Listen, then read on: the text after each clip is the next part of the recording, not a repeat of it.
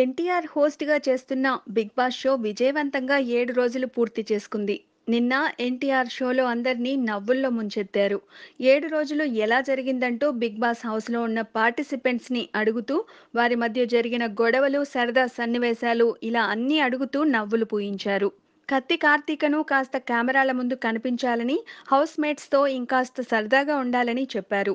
కొత్తగా కెప్టెన్ అయిన కల్పనను కాస్త అందరూ బాగా తయారయ్యేట్లు చూడమని ఎన్టీఆర్ కోరారు.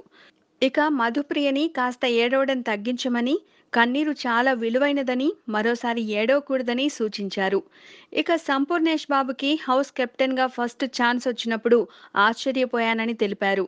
ప్రిన్స్, ఆదర్శ్, హరితేజ మధ్య చిన్న గొడవ జరుగుతున్నప్పుడు మీరు పోయి సన్నపిన్ను ఛార్జర్ అడిగారు కదా అంటూ షోలో నవ్వులు పుట్టించారు. ఇక ముందు అలా సన్నపిన్ను ఛార్జర్స్ అడగొద్దని, గొడవను సద్దుమణిగేలా చూడమని చెప్పారు.